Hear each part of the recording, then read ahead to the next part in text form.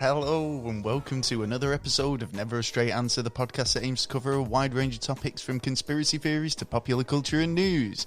I'm your host Gaz, and joined in the studio, my co-host, you know him, he's spooky, he's almost transparent, he's Mr. Taylor. Hey! Yeah, you're right, fella. Hey. Yeah, nice one, thank you very much. Yeah. Hey. Corona? Hi, Corona. Hi, Corona. Hi, Carumba. Double the dose. How's it going, man? Yeah, man, not too bad. Still a day without the Corona, so I'm living with it. I'm still at home, still furloughed. Yeah. It's like running into it's going to be October, I feel like, now. If not Don't know, October. man. I just want to do something. Getting a bit boring at points. But what can you do? What can you do?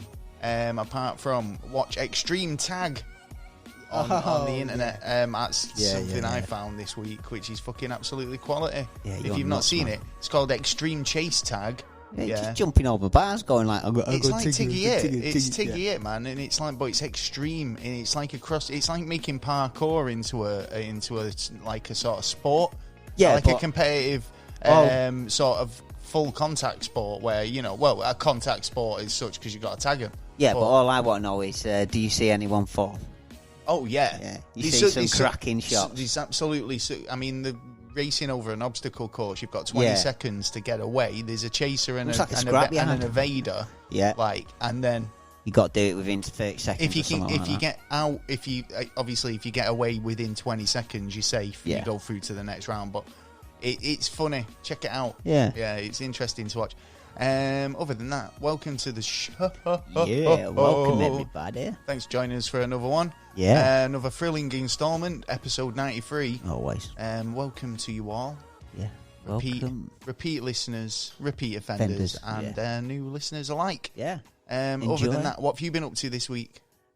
Just bits of research here and there, just learning little bits here and there. Bits and that. Yeah. Yourself, what have you been up to? Bits of stuff. What have I been up to? That's what I said. Played a bit of Warzone.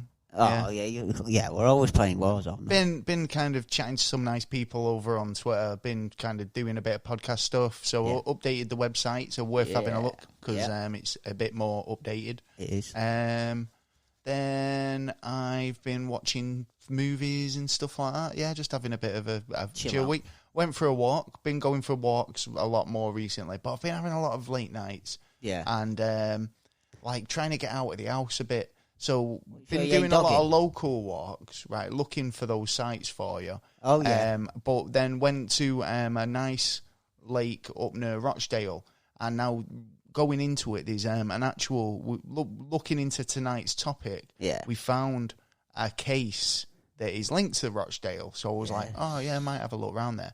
Yeah. But like, I live quite close to Rochdale. I'm in the count. I mean, obviously, I'm under the council of Rochdale here. Yeah. But I was quite like, oh, there's been an instance here very close.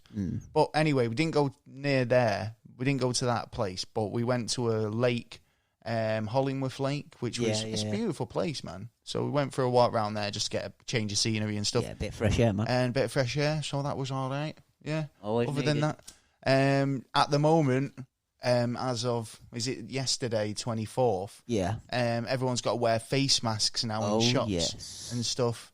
Yes. So how would you feel about that? I mean, it's like I've remembered as of now. Yeah. But, there's going to be a time when I'm just going to be passing a shop and want to drink or something, and I'll be like, I can't wait to walk into a bank and not be tackled to the ground. I know, yeah. You just got to resist the temptation to say, stick them up. Just stick that in that bag, your money in that bag, and or transfer this money around. You just try and avoid the word stick them up. Yeah, or bomb. You'll be all right. Yeah. Fucking hell, yeah. just don't say shit like that. Yeah, that hasn't come up for quite a while. But the thing is, right, well, like I say, it's like I went into the shop, right, and there was no one in the shop, right? Yeah. And I'm, face mask, all the rest of it. And the woman in the shop was nowhere to be seen. So I'm like, hello? Hello? Have you stumbled upon a crime? And I'm like, well, I thought, is she being held up in the back? yeah. Well, you never know. You never know. Yeah. It was first thing in the morning, and she's like, shut up, or, don't make a sound. We'll go away in a minute, Yeah. potentially. And, I'm thinking, well, this is a bit weird, this, because there's no one in the shop. Yeah. And it's been a bit of a length of time now. I could have literally just walked out with anything. So what do you do? And then when she came in, and I said, whoa, I heard. I said, doors, you've no one in the shop. I was waiting around. Good job I'm honest. Yeah. And she said, well, it's all on camera nowadays. It's all on camera anyway. And I was just like, well, I've got a face mask on, so, exactly. it's like... and not like that, you're not going to notice unless you're actually going back to that time to have a look to see what was going on. Are you going to go, do you know what? I'm sure there was 10 crunchy bars on that side. Yeah, now there's only 9. What's going on here? Right, call the police. I best go and check the CCTV. Yeah. So, just because it's all on camera, you'd have to actually realise something had gone on before you actually Had you dropped decided. any DNA? If you dropped any DNA, I was you might thinking have been caught. Yeah, I might have left me prints. Yeah, you might have. They were like, the crunchy kid strikes again. But that's easy. Just say, well, I walked in last week and got a crunchy bar. I'm in there all the time. You can't say that. Well, Do you know that's what I mean? That's true, man. It's like, it was in here for milk. Yeah. They were like, aha. Gotcha. We have a match. Anyway. So, what have you been doing this week? Nothing, just researching bits and bobs. Yeah. To be honest. Oh, yeah, you said, didn't you? Bits and bobs. That's why I asked you again, because those bits and bobs were so monumental. All right, and how many knees does an elephant have? How many knees does an elephant have? Yeah. It has 8. 8 knees? 8 knees. Yeah. And it's got 4 legs? Yeah, but it might have 2 joints on each. No. It has 2 knees, only 2 at the back. Oh, right. So what? It doesn't have any elbows at the front, so they're just straight bone? No, the ones at the front are elbows. The ones at the back. Yeah, but that's the same as anyone. Well, no, because you would automatically think there's, like you said, 8. Yeah, no, I'm just thinking, like, well, has it got a double jointed... I don't know elephants, but I mean... You do now. I do now, but what I'm saying is, does it not need a joinable, an elbow? So it's classed as an elbow, it's not classed as an elbow, not a knee. Right, okay. Yeah, because it used to stand up. There you go. Yeah. See, you go. Yeah. You learn stuff. Weird little knowledge like that. So what? So you just... How long did that take? What, to find out? Yeah. 2 minutes. It was like, right...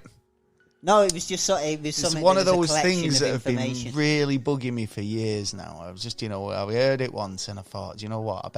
I'll look into that one day when I've got a bit of time. And it was like, how many knees does an elephant have? It was actually QI.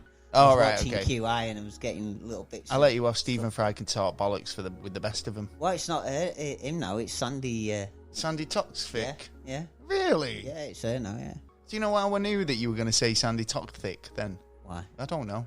Because it's her. Because that's a pretty logical. logical. She's been doing it for the last couple of years. I've never not watched it for a while, to be honest. Program. So what's Stephen Fry doing nowadays? I don't know. Probably off on his fucking jollies. Mind you, he's done a lot of acting and been in a lot of programs as the speaker. In fact, I think he's got a YouTube channel. Yeah, I believe so. Yeah. Clever that's... man, though. He's a clever man, isn't he? Yeah.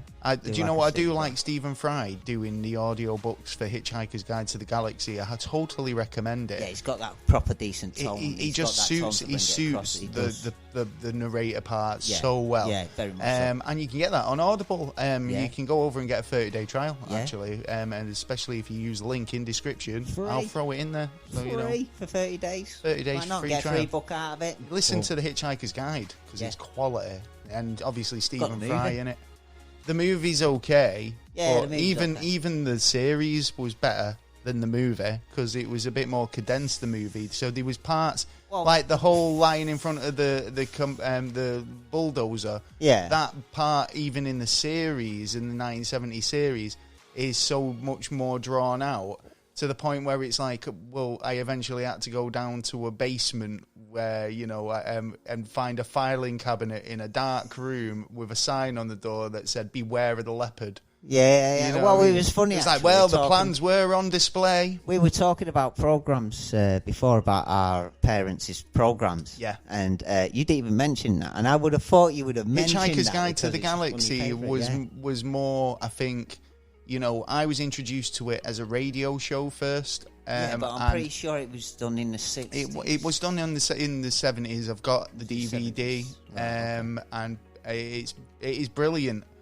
I tried getting my friends to watch it at one point, and they went, I've had a try. What the fuck I prefer is the movie. this? And I was like, yeah, you just don't get it. So, if you appreciate, the Hitchhiker's Guide, I mean, you've got to listen to, if you listen to the audio books or read the books, right, you get a much more consistent flow, because obviously, like, the series, been taken out. The series ends where it ends, the film ends where it ends, but the books and the audio books carry it on till the very end, and there's so much more to the story. Right. So that's why I recommend getting the audio book anyway, or checking out the actual book. Yeah. Why not? So, Why not? Moving on, we've got a pretty fun packed show for you today. Got a bit of a riddle. Got a riddle for you. Oh, you got a riddle. Oh, yeah. Riddle. So, I thought last week after we gave... Okay, now. I told you only one school child in the shop at once. Yep. Touching my corner toes. Right, so, riddles. Riddle me this, right? If 11 plus 2 equals 1, what does 9 plus 5 equal? Wow, right. Oh. Hold on, I'm going to have to write this down. And if you can get it, if Taylor don't get it by the end of the show, leave us it in the comments, because it's quite a good one, this one. Go on, so if 11 plus 2 equals 1... Right. What does 9 plus 5 equal? 5 plus 5. 9 plus 5. 9 plus 5. Yeah. And we'll come back to you a bit later on in that one and see how you get on, if you like. Yeah. He's gonna spend the rest of the show pondering. No, I'm going to write a couple of answers down now. All right, you get your answers ready. Got my answers in my head. In the meantime, we actually have got What's Fucked Up Where You're From this week. Oh, where are we? Where are we off to? We're off to Wales, North Wales. Oh, at Denby. And Denby. Yeah. So, firstly, it's regarding the main story here is a Victorian asylum that's basically frozen in time. It's been abandoned, and people hear terrifying screams. The North Wales hospital site in Denby is once said to be cursed by witches, and the TV show Most Haunted had chilling photos of posted chilling photos of the former asylum, where people have reported hearing screams, footsteps, and much more. The North Wales hospital site in Denby has attracted a number of ghost hunters over the years. Even appeared on TV shows like Most Haunted. And many people are convinced it has ghostly secrets. The building was built in 1848, and people physically get ill when they're there. Yeah. And it was home to 1,500 patients and over 1,000 staff before it closed its doors in 1995. There's been so many spooky sightings over the years where people have reported hearing screams, laughter, footsteps, and loud banging. And basically, people have been warned about the property since it was abandoned. So it's a Grade 2 listed building, and obviously it's not allowed to kind of take it down, but it is in a bit of disrepair. Some pretty interesting, nice photos on the web if you have a look. But also, there's another legend linked to Denby, which is the Denby Devil. The Denby Devil? Yeah. Right, and what's he even up to, the clever sod? Oh, well, no, this is just basically like a legend of like a troll ogre type thing, I suppose. Yeah, that's local to the area. Also, there's Denby Castle, which is a 13th century fortress, and it's said to be the home to numerous ghosts, including a boy who fell to his death and a 16-fingered dragon killer. 16-fingered? Yeah. Steeped in over 700 years of history, it comes as no surprise that Denby Castle has a reputation for one of the most haunted fortresses in North Wales. For decades, visitors have told of chilling goings-on in the ruins of the 13th century building. From odd sounds in the dark, unexpected goosebumps, and even seeing eerie mists and ghostly faces. See, fucking hell, freaky place. Yeah. Then. Well, it's got a restless souls, I suppose. Oh yeah. But there you go. That's Denby in North Wales. Freaky. There you go. I did have a look for a paranormal investigator. Don't say there weren't none round there. There was, but there was a couple of good ones. So I was thinking I might come back to them. I think we should do a special on the top 10 or the top. We'll do something around paranormal investigators. So I've been leaving them off a bit more as well. And plus, you know what I mean? Yeah. Don't want to get in any trouble. But, with him not appreciating us bigging him up. But, how are you getting on with the riddle? I've come up with an answer. You've come up with an answer? Yeah. Is it 1? The answer 1? No. The answer's not 1, so it's not like... Because it ends up being 14, so you take off. Right, I think you're thinking about it too literally. Oh, right, literally. okay. Oh, thank you for the tip. There is a method in the thinking.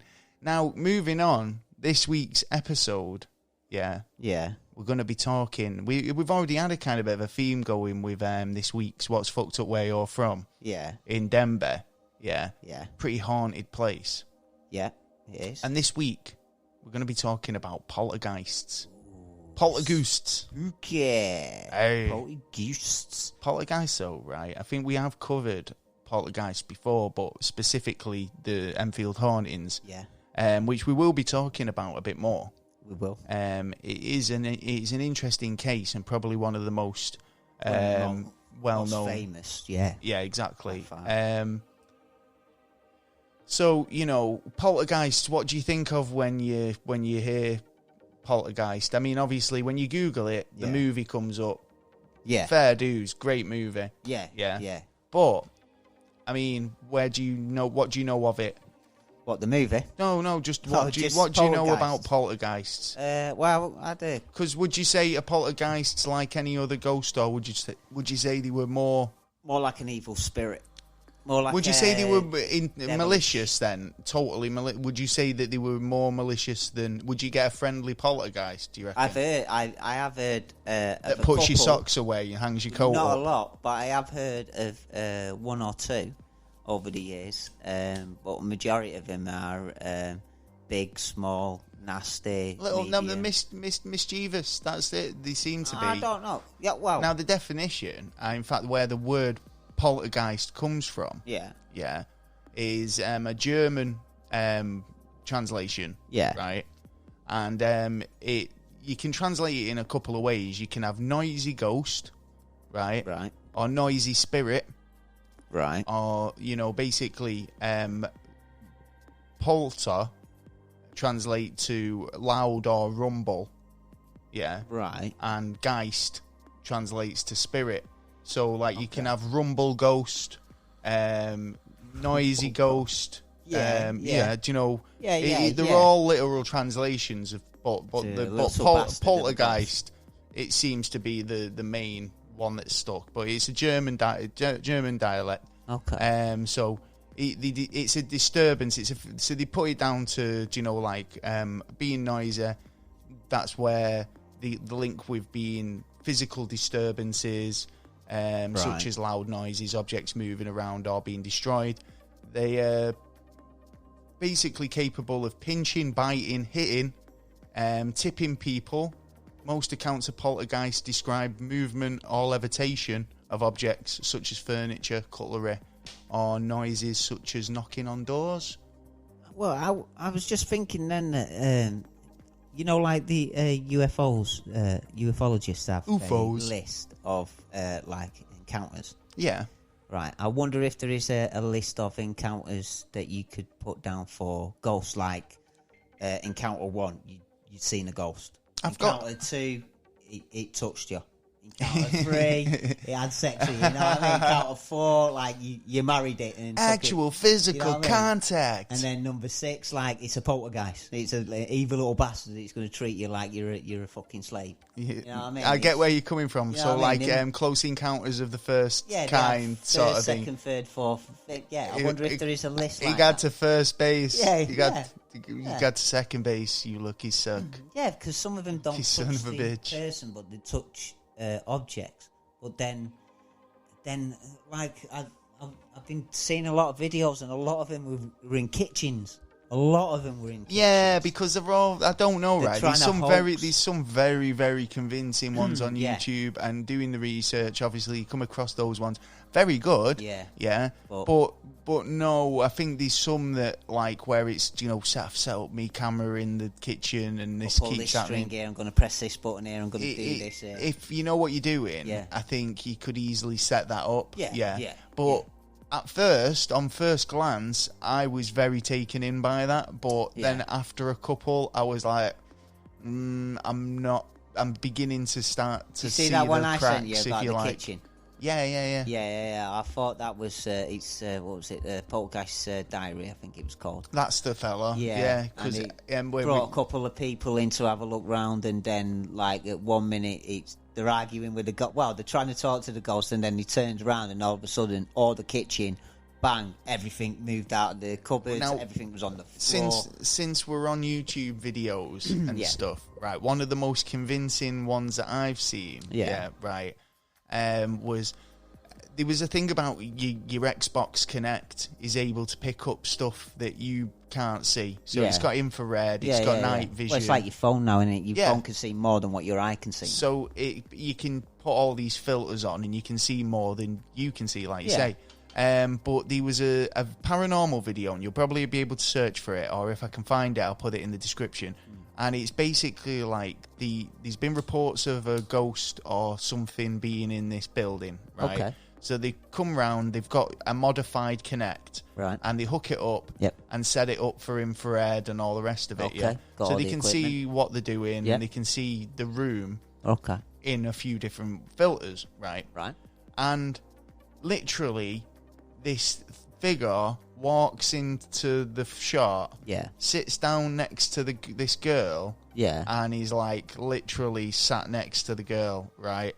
And they start, because they can kind of see this figure now, they start interacting with it, What do you mean, like kissing and cuddling, or not like that, but like kind of getting quite close to each other, like to the point where he's got his arm. This ghostly figure's got his arm. What? Is this Ghost States or something? It was mad. It was like, it sounds like Cilla Black's been in the room. The Undateables Afterlife edition. Yeah, it was weird, but it was so kind of bizarre watching it, because you could see all the feeds, and it was too kind of good how they interacted. Now, I mean, I suppose if you're a good actor, I've seen how, actors can interact with fucking stuff for green screen and all the rest of it. It's like, you're talking to a tennis ball, whatever. Yeah. But it was something about it that made me think that there was something else there. Do you know what I mean? Something wrong. Yeah. I mean, have you had any experiences with poltergeists yourself? No, my mum, my gran has, but they were fucking about with. My mum was fucking about with Ouija board. You see, and a mate had a necklace with a cross on it, and it was strangling her. They had to try and rip it off her, That reminds me of the Enfield hauntings a bit. Yeah. Now, there was one time when we were kids, right, and we had one of those old school, ghetto blaster, radios. Okay. Everyone had one. It had a bit of cement on it. Yeah. You know what I mean? Yeah. Just like fucking silver thing. Yeah. Yeah, big silver box. Took with big batteries. Yeah, right? fucking hell, 12-watt batteries. Big fucking they took batteries. about 5 of them cunts. Yeah, and they were not fucking cheap. And like, it was in the kitchen. Yeah. Right. And it weren't plugged in, and there was no batteries in it, and it just came on. Right. And I'm not even joking, we all shit it. We all sprung up, because it came on like really loud, out of tune, like, not tuned in. So it was like, imagine you just sat there and someone knocks at the door when you're not expecting it, and you go, fuck, shit. Oh, even if you're expecting somebody and you get a knock at the door and you weren't expecting it at that moment, it's enough to give you a bit of a jump scare. Yeah. That's what it was like. It was like scare. a fucking hell, what the fuck? And then it was like, and then the radio fizzled out. Yeah. I'd and say it was some like kind of electric charge. That I was like, what the fuck happened there? Because there was no batteries in it and it weren't plugged in, and we all heard it. Yeah, Do you know what I mean? Yeah, and yeah. it didn't like stay on. It was on for it came on and then went off after about 30 it went on with seconds. white noise and then come off. Well, it was like an untuned radio, but it was like weird because I mean, what was that? Even if it was like a ball of static that came rolling through. Well, have you like ever seen that film, White Noise? What, like White it was? Noise. One, I can vaguely remember it. What? It Go on, give us the gist. The gist. I can't remember all of it. I can remember quite a bit of the story, but not a lot. A lot of the details, like it was involved. But I think something happened to either his kid or his wife, and then he was. He was trying to talk to her through the radio. Yeah, that's right. When the white noise come through and you recorded it, it'd say something. You did actually hear stuff on it, and it's actually, I think it's a piece of equipment that ghost hunters would use. You see, I watched something which was kind of similar to that, where she used a CB, and it was a movie, and then they adapted it to a series. Yeah. And she was talking to somebody from the past, but using this CB. Oh yeah. And she was trying to, solve a crime because basically she knew that he died. On a certain date, which was fast approaching for him. Yeah. But she was a police officer yes, in the future. Yes, what I was that? This. Oh, that was pretty all right. That for a little bit, but then starts getting predictable. But the actual premise of it was pretty good. Yeah, because there's another one where a girl contacts her dad in the past in a lighthouse tower, I think it is. There's another film like that. Oh well. Yeah. It's weird. It's weird, but I'd put that down to some kind of energy charge myself. Yeah, maybe. Other than that, I've not really had any. I mean, I told you about my ghost experiences before. I mean, not very many. Yeah. 1, 2, if you can, maybe. Yeah. But other than that, I'd say if it was more, if you were to ask poltergeist experience, it'd probably be that. Now, you're saying about could be static. Right, now there's overwhelming consensus in the scientific community that poltergeists just don't exist. And there's general rationale to explain for people's experiences.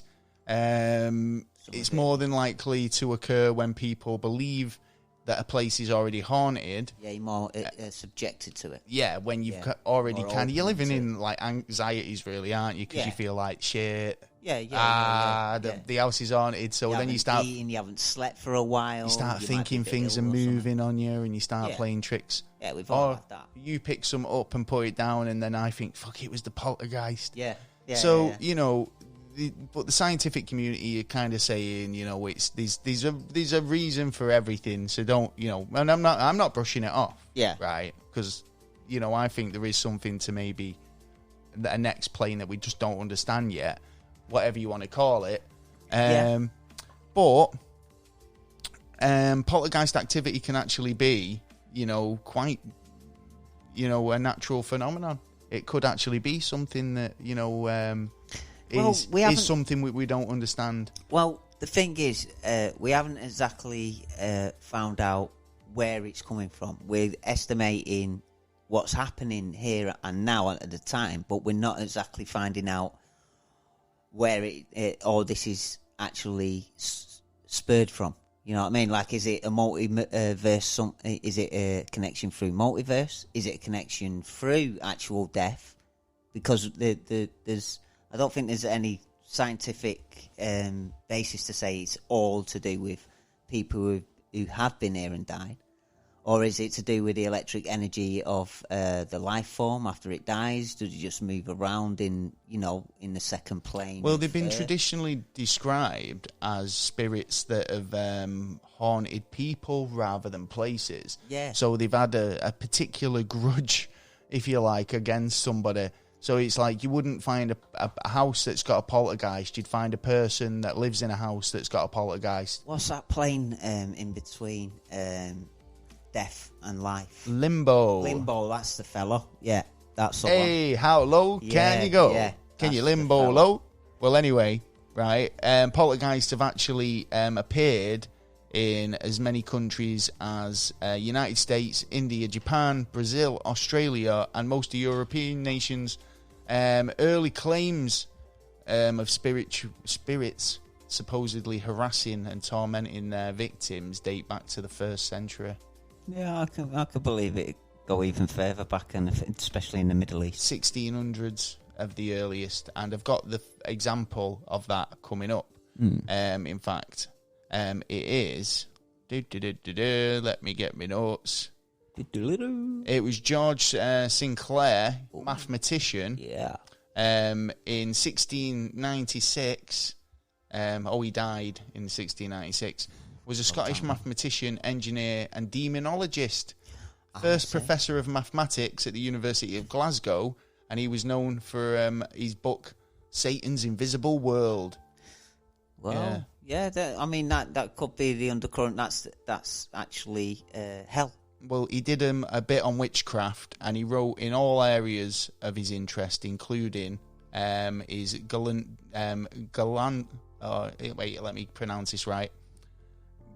Glenluce Devil, which is a poltergeist case from 1654. Oh. And obviously he wrote it down in his book. Yeah. A bit later on, and in the Satan's Invisible World in 1685. Jeez. So, yeah, I mean, it's an alleged case, but that's probably the first written case of poltergeist activity. Or case to be looked into, I suppose, because I think it went the witches and all that around them as well. Yeah. I mean, well, this is the thing, isn't it? I mean, when you've got like the fucking hassle of being dubbed a witch, as well. Yeah, it's like, do you start what are going? Oh, yeah, I've got things flying around my house. It's like, well, you're either telling me the truth or you're a witch. Yeah. Do you know what I mean? Yep. So, I've got some of the more of the cases, famous cases. The drummer of Tedworth in 1662. The Mackey Poltergeist in 1695. Yeah. The Stockwell Ghost in 1772. Okay. The Bell Witch of Tennessee. Oh. Who was reported to terrorise during 1817 to 1872. Fucking hell. Had a long innings. But that's what I'm where's saying. it gone away then? But that's the thing. It was like poltergeists generally haunt a person, so somebody got terrored there for the whole life, basically. Yeah, I got 50 years or something. Yeah. 45 years of just getting absolutely domed by a poltergeist every day, going, throwing cups of tea at you. But I don't know, actually. I might have to look into that one a little bit. Then you've got the the Great Amethyst Mystery. And that was 1878 to 1879. And then you get into the Thornley Heath Poltergeist, the Black Monk of Pontefract. And that was the 1960s to the 1970s. And these are all poltergeist cases. Yeah. The more recent ones, which is one, like I say, we've covered before, the Enfield Poltergeist. Yeah. Sky did a really good adaptation. I do recommend you watch it. I thought it was really, really good. It was about, I think it's a three or four part, or maybe a bit more. It was just very well done. Now, I've watched that a couple of times now, and there's not very many of those sort of dramas I'd watch, but it's good content. Yeah. You know, it was well portrayed, you know, and if it makes... I know Chernobyl was the same. It was like one of those shows where I'd watch it and it was a good adaptation, but it made me want to learn more about the actual event. So I started watching documentaries about it afterwards, and that's what the Enfield Hauntings will do. I mean, check it out. We're not sponsored, but if Sky do want to pay us, you can always email us. But the Enfield Hauntings, In August 1977, single-parent Peggy Hodson called the police, basically after returning home to her Enfield home, claiming that she was basically witnessed furniture moving on its own, and that her two daughters had heard knocking sounds on the walls. The children, including Margaret, age 13, and Janet, 11, and the little son, I think, as well. Yeah. I think he had another brother, but he was off at, boarding school or something like that. Yeah. Even a police constable said that she saw a chair move and wobble on its own, but they couldn't determine the cause of the movement. Later claims included disembodied voices, loud noises, throwing toys, marbles, and other overturned objects and furniture, throwing chairs, and the children even levitating. Over an 18-month period, more than 30 people, including neighbours and psychical researchers and journalists, said they saw various heavy furniture objects move of their own accord. Yeah, a lot of witnesses. And objects being thrown across the room. And even the daughters seemed to levitate several feet off the ground. Many also heard recorded knocking noises and a gruff voice. The story was covered by the Daily Mail and the Daily Mirror until reports came to an end in 1979. Yeah. The investigation, which I found quite interesting because it was the Society for the Psychical Research, and it was a member called Maurice Grosse who went initially to look into it. Yeah. And he was joined later on by another investigator who was a bit more renowned, because I think Morris at the beginning wasn't, and he was one of his first cases, if not his first case. Yeah.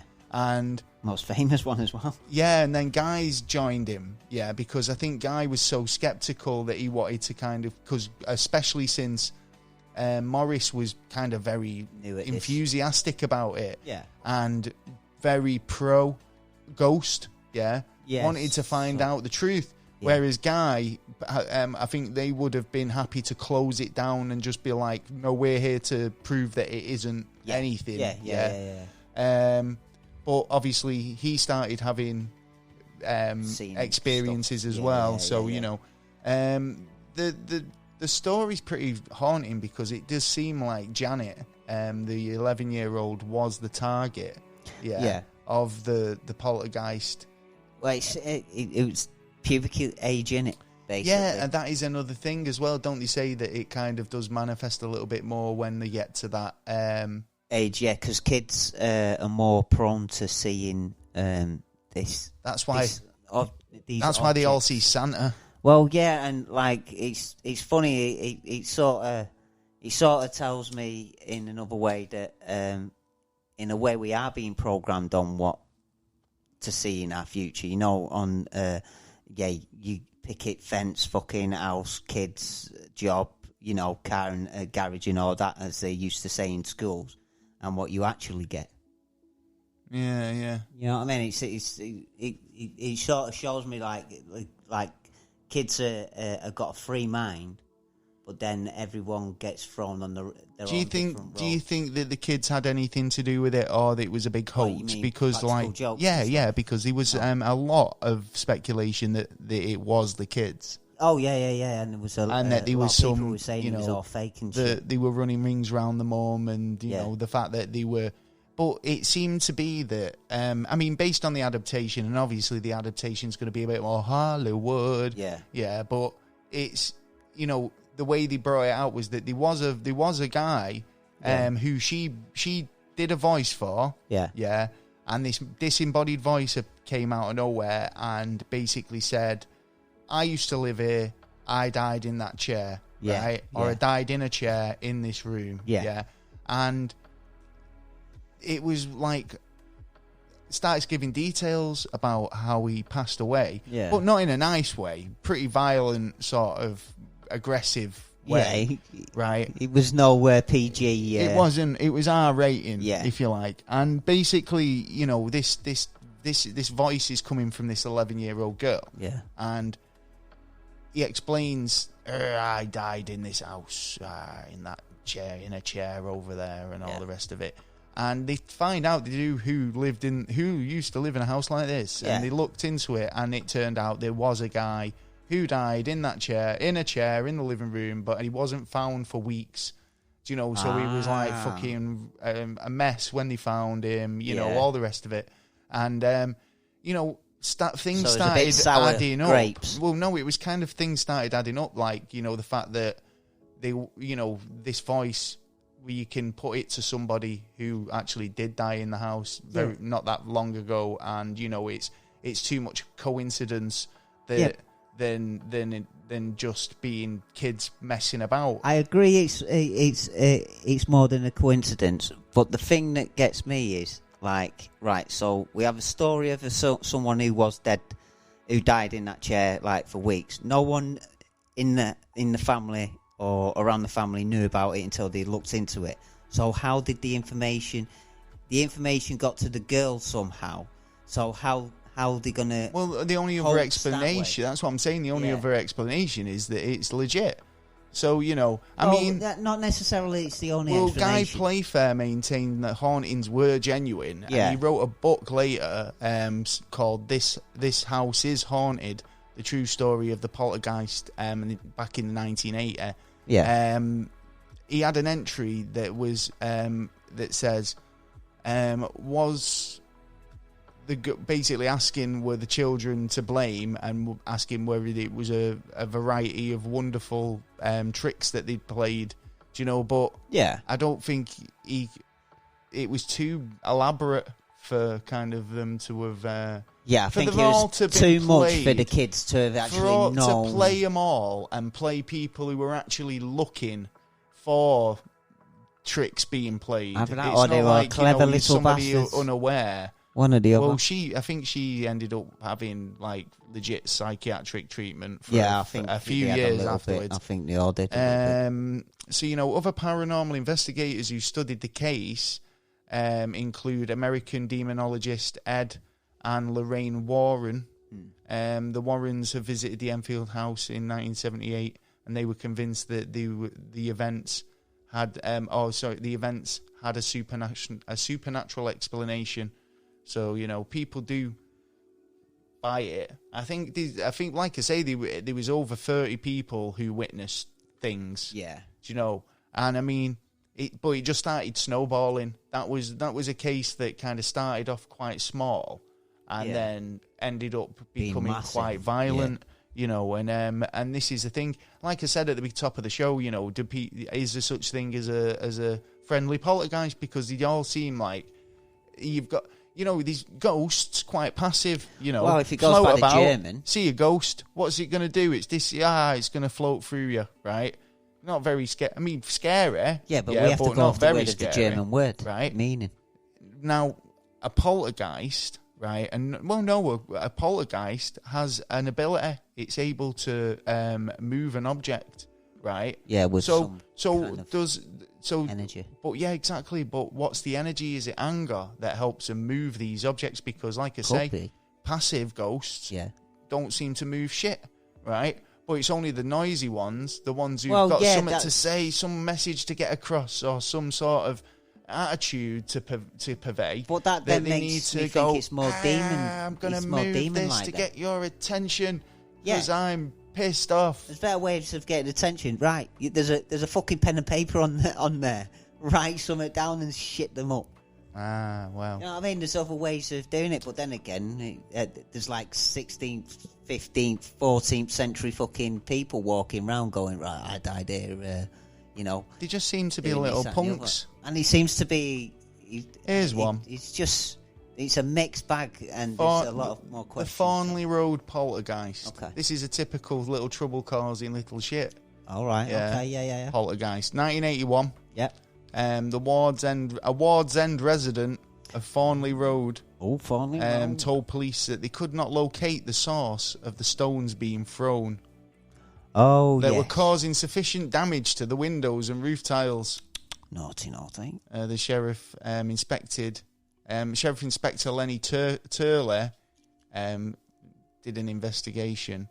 What did he and find? saying that his team went to great lengths to catch the individuals responsible. Did they catch him? Officers camped outside overnight and reportedly basically employed night spotters. Right. And assassins. What? Assassins. No. They set up cameras, yeah. right? And they set up night spotters to check out who was like, basically did stakeouts, grab them and right? beat them up.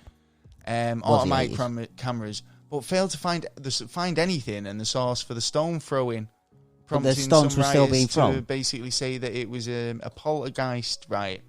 Right. The police later basically came back and said that the stones, wherever they were coming from, were being launched 200 yards. Oh, so did he go and investigate someone's backyard? Well, yeah, they were being launched from a homemade catapult. Ah, so it's not always a poltergeist. It's not. And what would they be doing smashing the house up? They like to live there with you. Well, this thing is, right, it's like, if you can't explain it, and you say, if you're a bit paranoid and you're a bit like, if you thought your house was haunted, right, and then you say you lived in a place where you've not really got neighbours or anything like that, and your windows keep getting smashed, you're going to be like, what the fuck? Who smashed me? But there's no one around.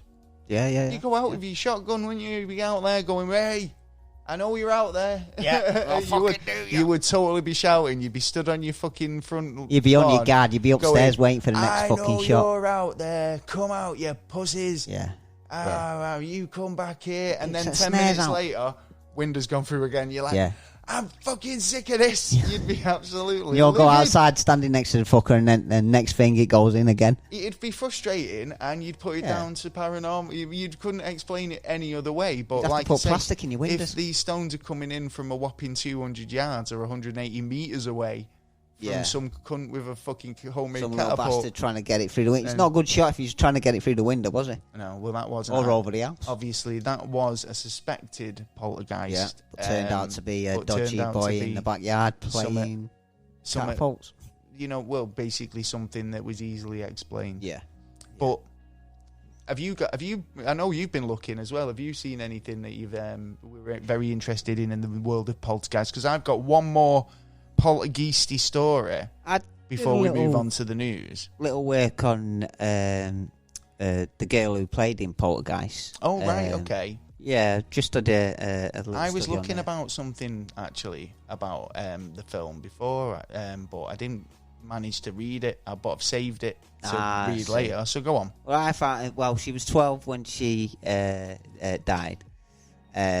She did the full 3 movies.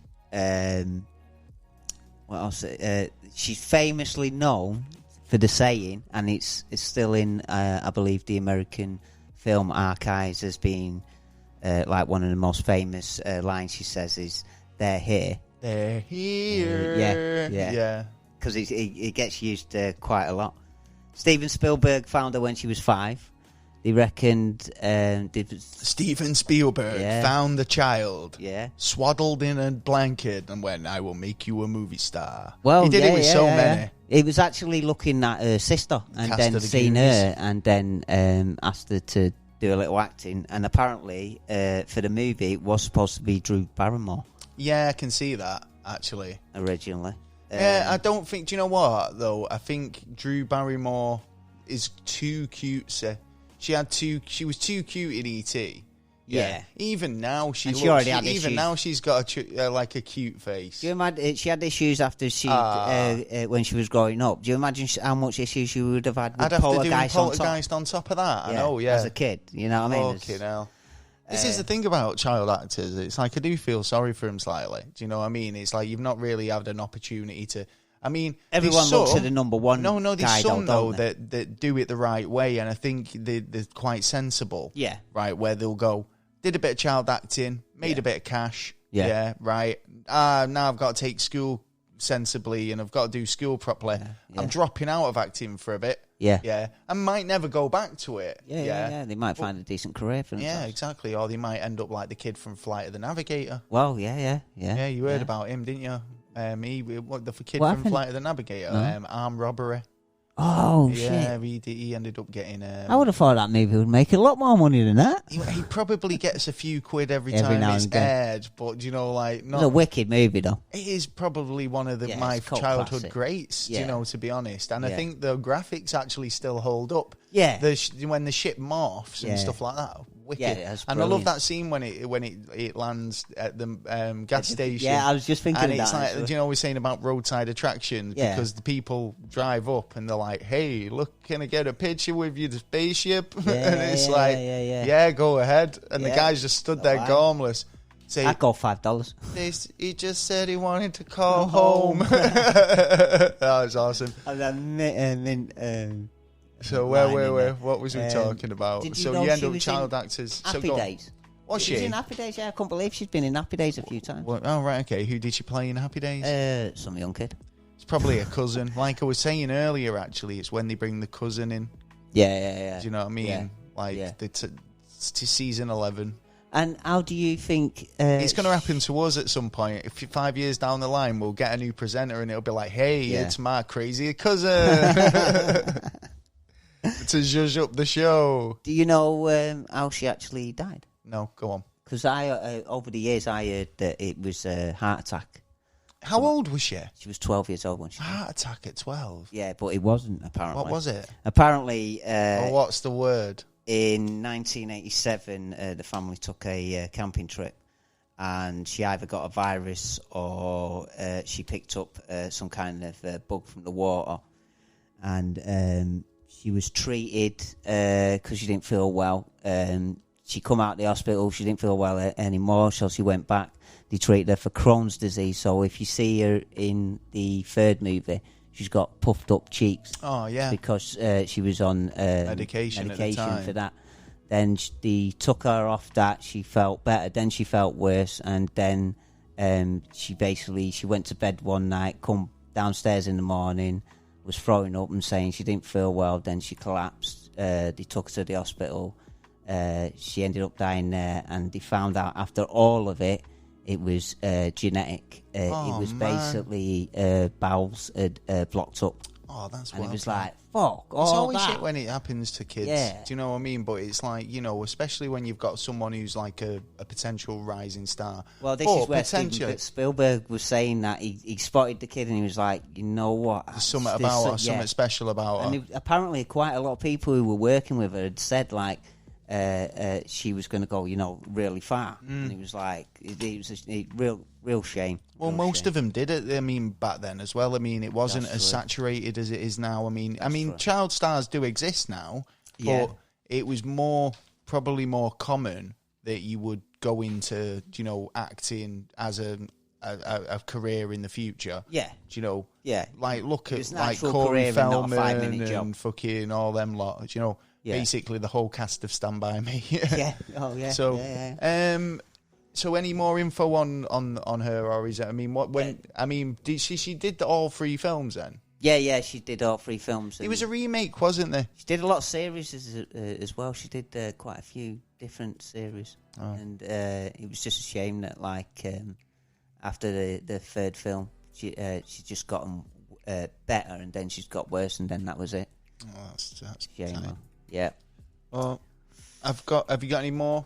Oh, right, well, I've got one more. I've got the story that, like, basically the Borley Rectory.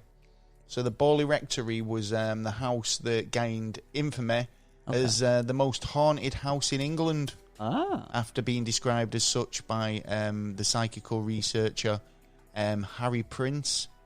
It was built in 1862. Nice. The house and the rector of the parish of Borley.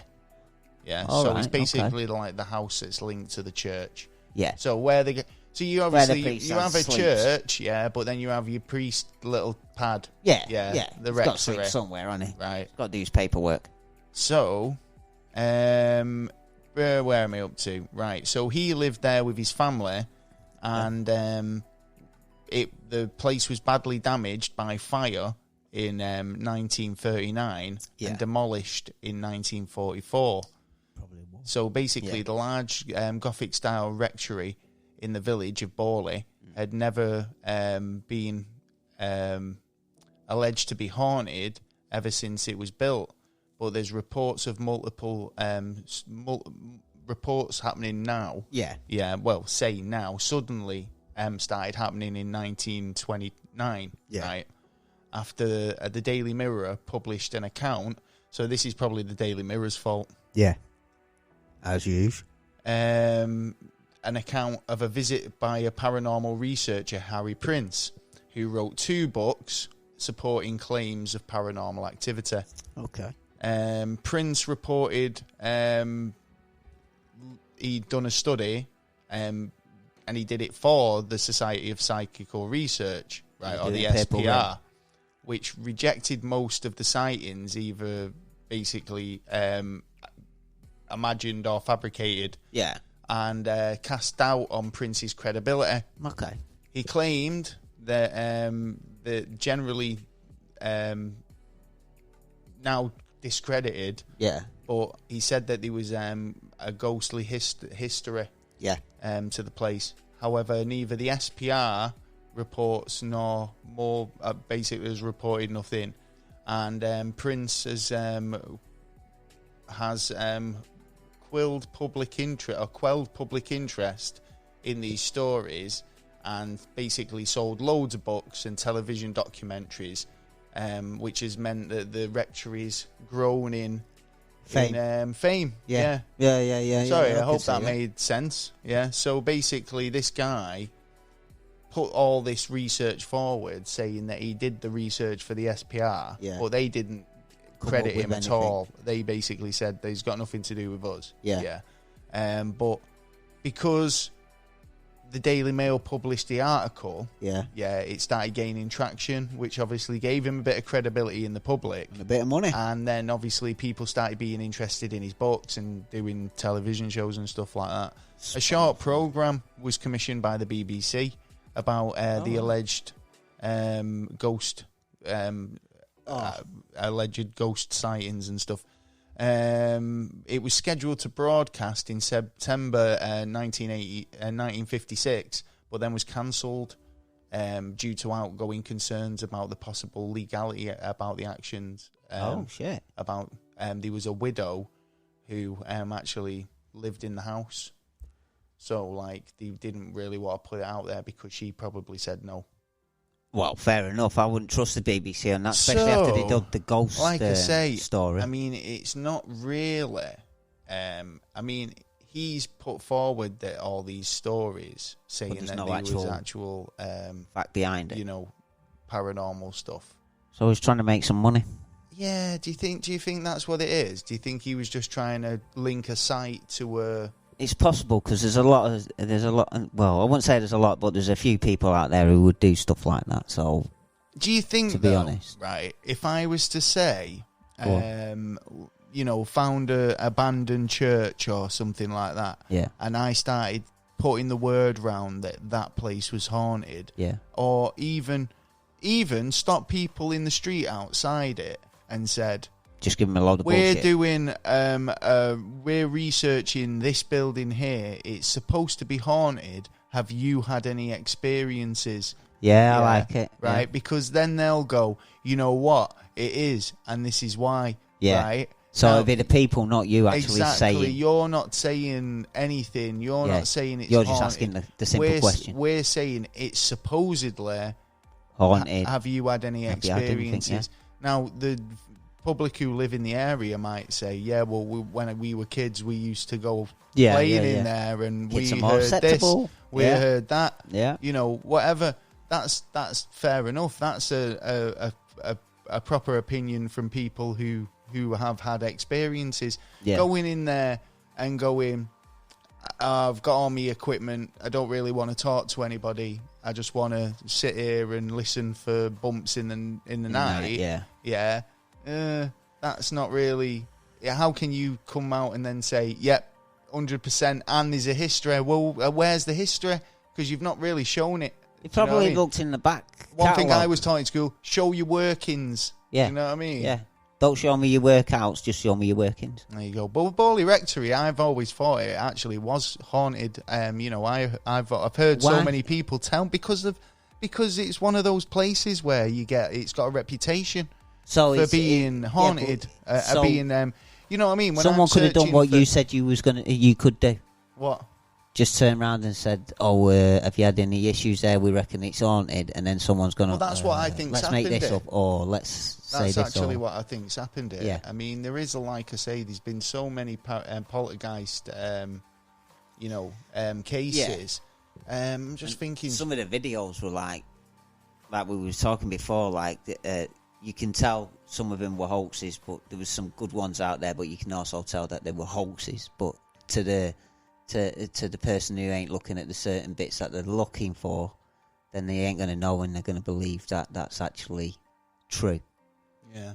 Well, you've got this one here as well, the Stockwell ghost, also known as the Stockwell Poltergeist, which was an alleged case of a poltergeist activity and disturbances in Stockwell that occurred in 1772. It was later exposed as a hoax. See, there's a bit of a pattern coming on here. Yeah. Now, there was one that happened, like I say, the Rochdale Poltergeist. Yeah. Now, I wanted to find out a bit more about this, and there's a book that I want to read, so I'm going to get my hands on that book. But because Rochdale's only up the road. Yeah. And when I found out that there was a true story of poltergeist activity. What is it? Oh, I'm in Rochdale. Oh, I'm interested. Yeah. So, yeah, I'll be checking that out. Find out. Here's one that most people might know about. The Amityville case. Yeah. From 1975, which was notoriously made into the Amityville Horrors movies. What do you think about building property or houses on ancient burial grounds and graveyards and ex-graveyards? We've and talked stuff about like that. this in terms of when we talked about the haunted underground, London Underground, which if you've not listened to that episode, it's pretty good. It is. And I think there was people have done documentaries and books, and most of the stations are haunted. Yes. But reason being is because they move a lot of earth when they do these renovations and change the stations and build new stations and whatnot, and they dig in for tunnels, and they end up moving and disturbing burial grounds. So there's been so many times where most of the cases and most of the stations have gone through one of the Henry burial ground, and they've moved the bodies, and it's like, well, you're disturbing people, man.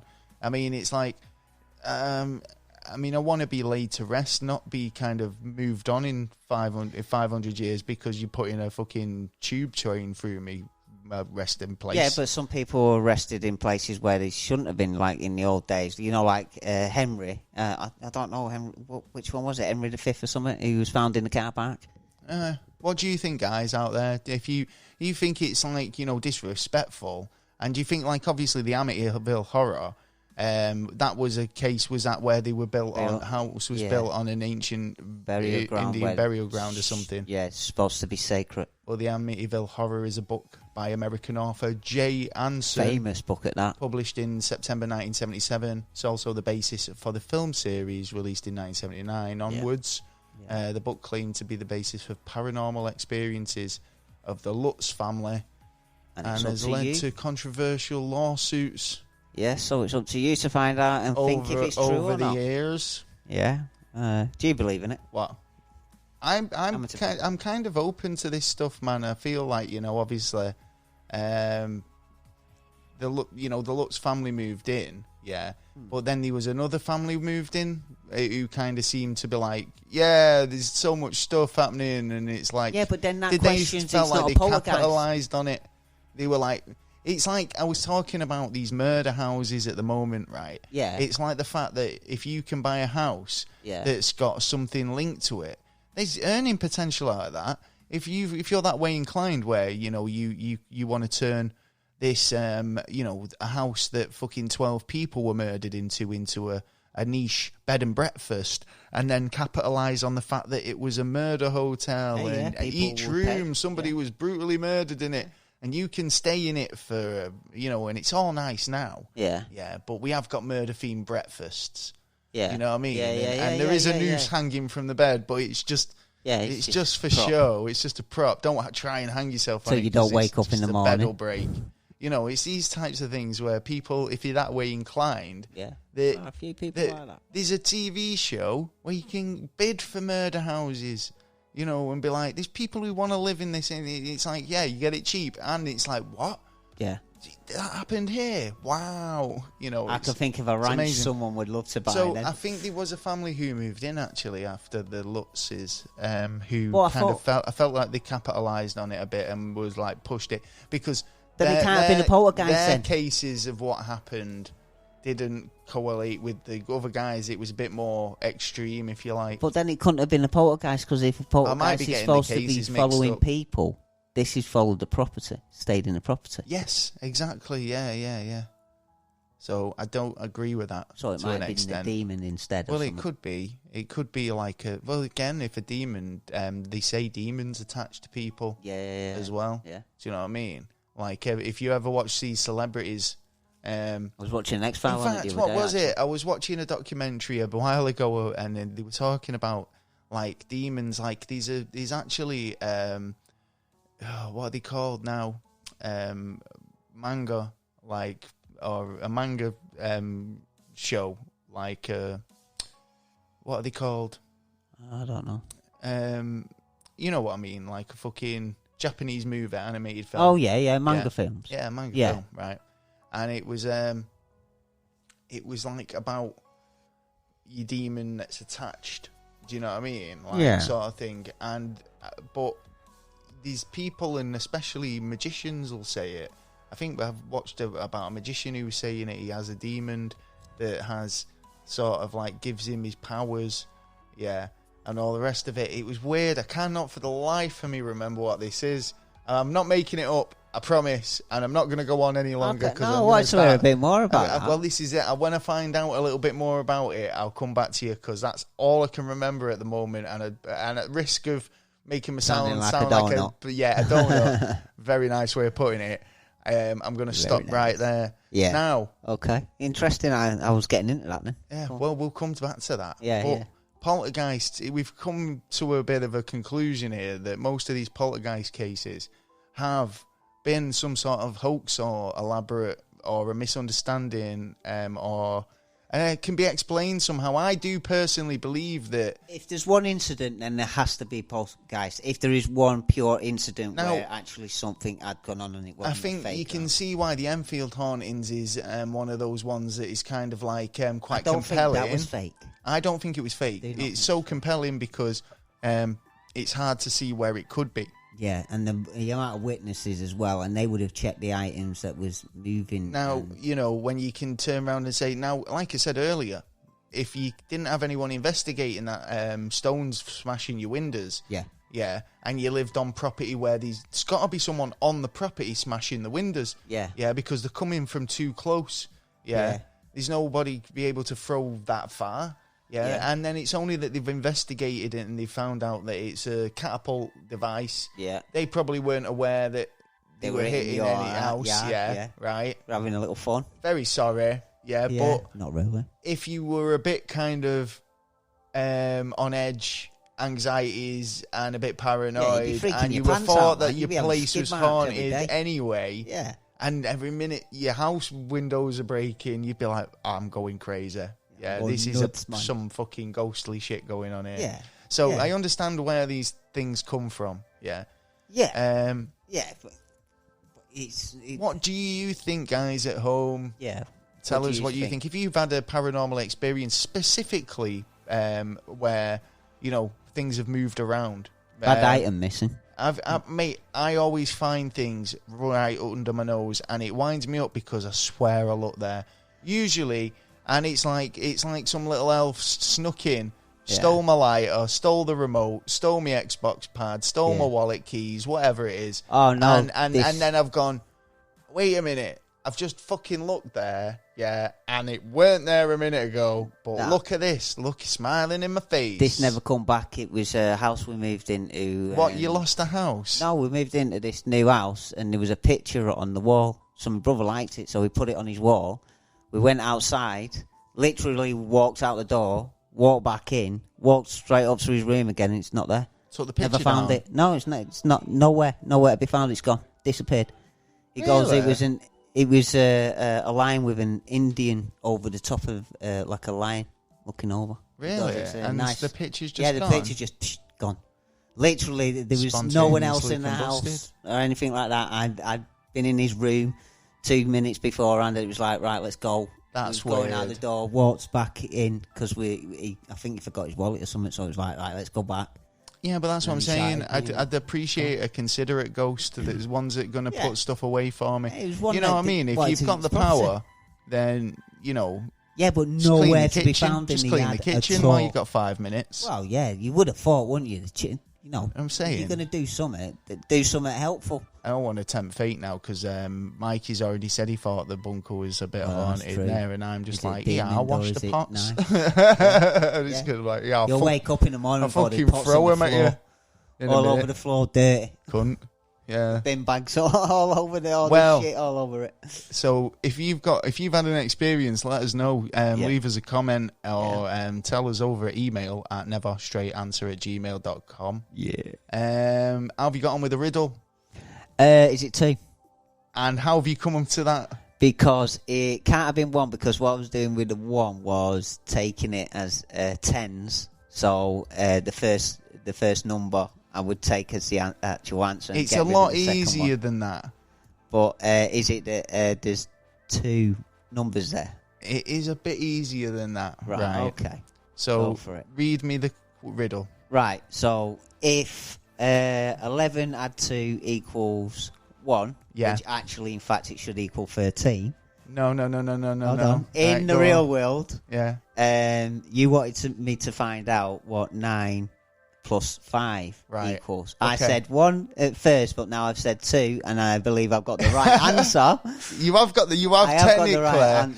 technically got the right answer, but the way you've arrived at it, just like last week. Let me guess then again. Is absolutely bonkers. Is it that the first line, the first lot of numbers, that's the first, and the second lot of numbers, that's the second? Right. I'm going to stop you there, right? Okay. You see that clock there? Yeah. Right, look at 11. I'm looking at 11. Add 2. Yeah. What time is it? 1. Right. Oh. So. Oh, you did read the clock. Read the second bit. Right. So 9. Yeah. Alright, and I've got add 5. 1, 2, 3, 4. Oh, you bastard. It's 2 o'clock in the morning. You bastard. Which is technically right. You have got it right, but like I say, the way you arrived at that was just fucking genius. Well. I don't even know how you arrived at the right answer. Well, because you could have said anything. It had to have been 2. You could have said anything. It had to be 2. It had to be 1 for just them numbers, and it was only 1 extra. So the 9 add 14 would add 5 would have been 14. So it's just an extra number up. So it would have been, well, that's 1, that's 2, that's 15 would have been 3, 16 would have been 4. There you go. Yeah. Well, that's the way my mind we'll have another working. riddle for you next week. Yeah, can't wait, boy. Hey. What's your clock now? I've actually got quite a lot more poltergeist knowledge. Go on then. I can't. We've got infinite time, but I don't think people want to listen to us talk all day. Of course they do. They love this show. They'll be in the shower and everything, laughing the bollocks off. laughing the bollocks off. Hey. Right. Well, maybe another time. It's just basically just more info. All right. Yeah. There we go. They're just waking up. Right, son. Yeah, that's it. String. Not that we've not got much more to talk about, because we've still got the news. Yeah. Some news. Boom, boom. Yes, boom. It's the news, and we've scoured the internet for a whole fucking hell. You put 10. Yeah, I put effort in, mate. You know, 15 minutes. 15 minutes to find. You're a slave to the work, you. The craziest, zaniest news around. It's gonna be. And I found a few, to be honest. Did you? Yeah, well, there's this story straight out the bat. Yeah. Yeah. Woman suffering life-threatening injuries when she was taking part in basically a Viking reenactment. What? Yeah. So a woman was hit in the neck with a sword. Oh, good shot. By a man who was practicing his moves in a field near the Woolpack in Yalding in Kent. Blunt blade, wasn't it? What? Well, Blunt obviously not, because the witness said Must have been. they've got proper swords. What? That a witness said. And they were practicing swinging it around, and he caught her by the neck, which was it was only an accident. It's almost like Hot Fuzz, where it's like yeah. Oh, he landed on his pitchfork last week. Yeah, only an accident. Oh, it was just an accident. He's always doing it. The woman was dressed in a Viking costume, and she was taken to King's College Hospital in London. After receiving treatment at the scene. Yeah. She was rushed off to the hospital. She's all right now. A few stitches. Well, yeah, but she nearly chopped her head off. Fucking yeah! They shouldn't be using proper swords. Well, no, they should be using prop swords or rubber swords or whatnot. You know what I mean? I'm all about having a bit of fun down the Renaissance, but you know what I mean? But, it's like, fucking careful. Well, an ambulance service spokesman said, we were called to the report of a woman who had serious injuries in a field near Benover Road in Yalding. Ooh. The ambulance crew, including critical care paramedics, were joined by an air ambulance. Oh, I would have loved that. Do you know what I mean? It's almost worth the air ambulance hurting yourself pretty bad in a field, to get an helicopter ride in it, really. We got ourselves a victim when we go camping, son. What? It was like, we got a right treat for you today, guys. Helicopter ride. I'm like, right, okay. Won't cost you a bean. Just shoot me in the leg. Helicopter ride. We're going to get the swords out. We're going to chop bits off you. Basically, the medical team all worked together to provide emergency treatment at the scene, and then she was taken to hospital. Oh, good team, NHS. Residents living nearby reacted to the news. Filmed it all. One said it was quite surprising because I loved that. It's normally a quiet village. Well, not today. Not very much happens, and should be thanking. It's not every day you get a Viking invasion. Would you betting that the swordsman walks into the pub and someone buys him a pint? Hey, we haven't had that much entertainment in here for years. I know, yeah. Well, one said they saw an ambulance and people giving her a blood transfusion. Fucking hell. And she was like quite shocked to see it all happen, but she's really glad she's okay. Yeah, that's good news. It is good news. But, through an accident, you get sent to the hospital. It's like this. Imagine that you dressed as a Viking. Yeah, and you got a sword wound out at the side of you. Oh, days. That's a point. Did he take the sword straight out? Because you shouldn't. I don't know. It might have just been like a neck. How's she going to get in the chopper then? Cut. Yeah, let me just push it down a bit on you. I love the fact that the guy's described as practicing his moves. Do you know what I mean? He hated her. I bet he hated her. He's always hated that he Christine. Never liked her. Yeah, he's she fucking turned him first down. opportunity. Yeah, that's fucking it. Swung his sword. Yeah, mate, you fucking get it. Doesn't actually say ex-boyfriend. Oh, yeah. Well, I've got this other bit of news, right? Yeah. And we've reported on a few of these over the years. Police investigating reports of large apex predators. Okay, yeah. Big cats. Yeah, big cats. And there's been a few, haven't there? Few sightings. Well, there's been another one. Oh, no. Okay, now. This is in a small town. Oh. They've told the locals not to have kittens about it. Oh, right. Please. So at first glance, what's actually happened is they basically caught this cat on camera. Oh, right. At first glance, it looks like it might belong to be a jungle cat. It's huge, yeah. In fact, I've got a photo here. I can you got show a photo? You. Let's have a look. I can show you this photo. Let's see this. Whoa! No, is that? That looks like it's imposed on there. It's basically like climbing over a park bench, right? Right. So you're talking what? That's about 4 foot. So would you say that looks legit? Also about 6 foot on its hind legs there? Well, it turns out... to be a pussycat. Nah. Right. So, basically, Sussex police officers were surprised to find that the reports apparently are true. There was a big black cat leaning on a park bench. Right. Yeah, right, because somebody had rang in the report. Okay. So... they've gone to investigate. It was a stuffed toy. Oh, I thought you were going to say cardboard cutout or something. Somebody had posed it, and put it up over on the park bench, and then posted it on Twitter on Friday morning.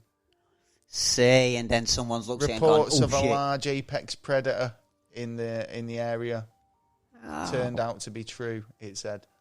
Well, yeah, it was just cuddly. He was a cuddly teddy bear. Well, it was a stuffed toy, and according to officers, pretty cuddly. So they're not going to have kittens over it now? No, it's all good. Have you got anything you want to talk about? Yeah, there's a bit of a change. There's a thing. There's China and Iran are looking at putting together a trade deal, which is going to knock down basically the West. You know what really grinds my gears? Why? Okay. Yeah, exactly. It's because they're both on sanctions by like the US, Europe, and England and all that, and they're doing a 25-year agreement that China gets the oil from Iran, and Iran gets the technology from China. So Iran's going to be like super technological. So they're looking at catching up to the West. So basically, they'll get all the iPads first. Yeah. They'll be like, check it out. Yeah, they'll be getting all the copied We've stuff. got the iPhone 12. Yeah, G5, G6. Let them have it. You know, yeah, right. I totally agree.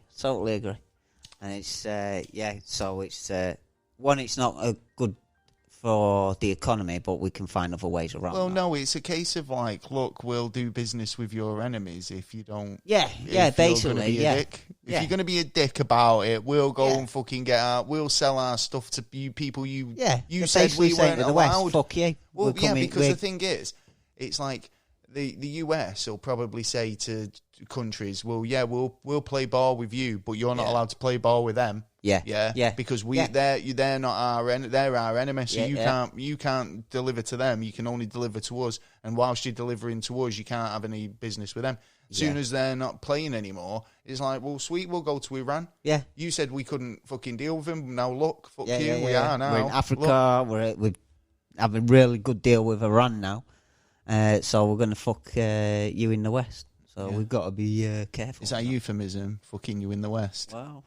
I'm gonna fuck you in the West. They're trying. They got fucking. They're getting the brass bollocks out. Or is that Kanye's campaign? Oh, is that Happy Birthday Party? I believe he's called it. The Happy Birthday Party. Yeah, he's like, what the fuck? Have you seen the suit he come out in? I'm Kanye West, and I'm about to fuck you in the West. what, have you seen the suit that he wore? No, I seen him like wearing... a Superman. I might have to YouTube that, but I did see him wearing his bulletproof vest when he did have a breakdown. And then I seen loads of articles, and I didn't read them, but it was along the lines of... what was her face? Kim Kardashian saying, "Oh, be kind to Kanye. Yeah, don't be a dick to him. He's going through a lot. Well, this is our chance to take the piss out of the fuck on. Go for it." But that's the thing. If it's like people, if Kanye's out there, mate, he's one of them guys. We all know he's a bit. He's a bit of a fucking. I mean, I call you a space cowboy, but he's a fucking. He's space commander. He's definitely lost the fruit bar out of the basket. He's definitely a fucking fish finger short of a 16 pack. Yeah, you know what I mean. Yeah. Definitely something wrong there, but his music's all right. Well, his first album was great. Well, stick to what you're good at. Yeah. Do you know, I mean, the thing is, it's like, what on earth made him think that he could run for president? Like, he's getting Billy what Big did Bollocks, he think that was going to be the, like, that people were going to respond to that? I think Black Lives Matter. I think that's why. Well, it's almost like it's kind of using it as a platform to get on it, and that's not a good thing. That's like capitalizing on a bad situation and saying, right, while the chips are down, and while people are kind of looking for a new for an answer, I'm gonna put my I peas feel in like there. I can step in and say, well, I'm Kanye West, and I'll tell you what we can do. I'm so up my own ass that I'm going to wear a bulletproof vest because I think I'm so self-important, so important that someone might try to kill me, on stage. And And if that don't work, You'd get more famous if you did. I'll give everyone who's ever a kid $1 million. Yeah, what's that about? And then I'll have a breakdown about me mum and dad. And where's he going to get the money from? And does that mean everything's going to be paid for? Then that means everything. If every kid gets £1 million, then that means things that are free or things to help people will not be free no more. Well, it's just stuff like nappies end up costing $10,000. That's it. Yeah, because everyone's got $1 million. Well, so actually, it's like, nappies. There's a thing going on at the minute about how Formula, we've had low wages. Do you know what I mean? We've had the minimum wage. Now it's time to have the high wage and see what happens. Yeah, but that's what I'm saying. You give everyone the high wage and the price of things get increased. It's like we've already done it once. It was like when they talk about how my granddad would say, when I was a lad, I could go out, I'd get paid. My dad would tell me about how we got paid £7 a week. Yeah. Right, £7 a week. But and the equivalent is what we're getting paid today because it seemed that you could get a lot more for £7 a week. Yeah. Back then. Oh yeah, you could. Because you could rent spend everything is paid for. You could go out, pay for a bus fare, go and get chippy, go and take your girl out for a movie. That's always the story, go and have a car, and then you still have change afterwards. Took your nana. I took her down to movies. Yeah, you know what I mean. We got popcorn and a drink, and then we're on way home. We got some chips and fish. Yeah. Bit of a smooch. Sticky finger. Fishy finger. Yeah. That's from the chippy. Got bus all the way home. Yeah. Still had change in the morning from 2p. Yeah. I'll get up bright and early.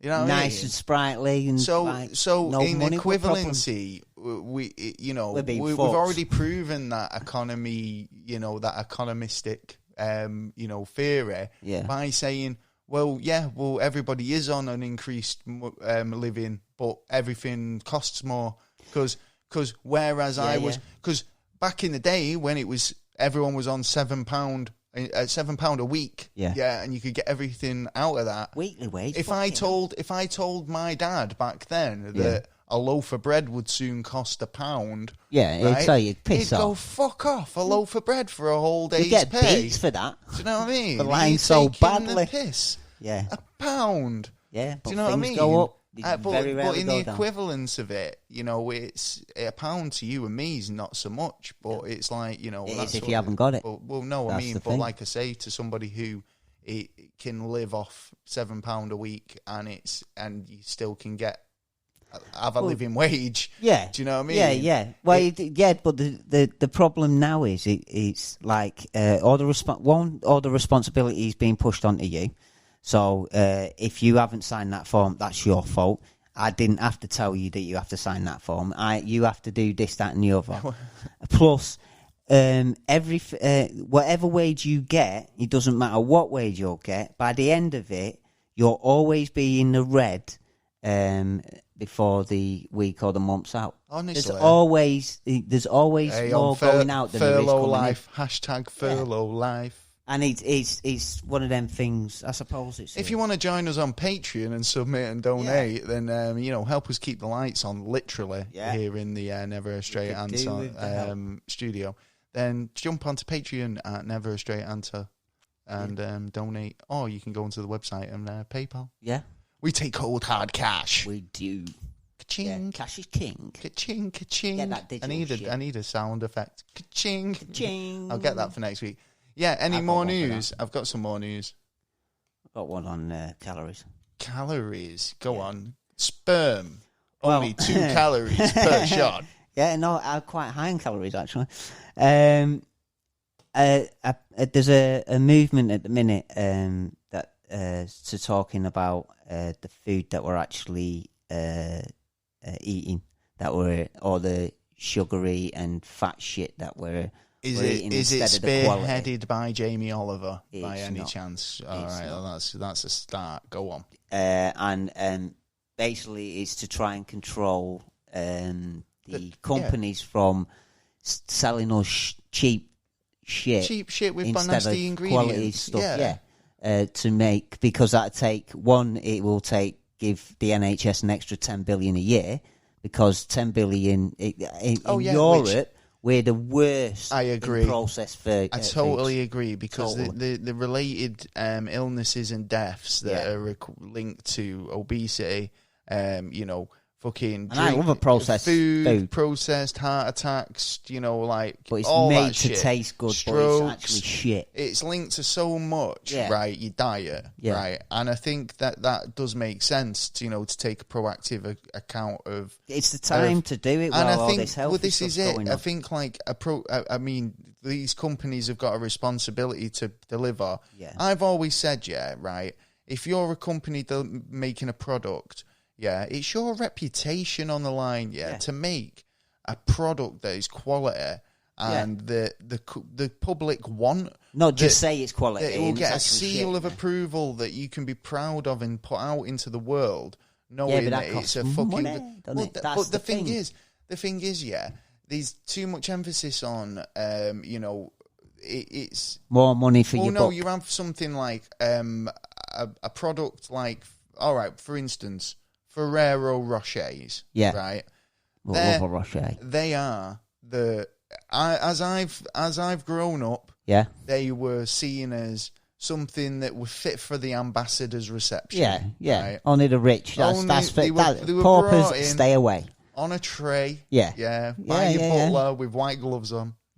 Oh yeah. And somebody would say, "Oh, with these Ferrero Rochers, you're really spoiling us." Oh, you are spoiling. It was like the best sort of chocolatey thing you could get for Christmas. And then but these like Ferrero Rochers are a bit pricey.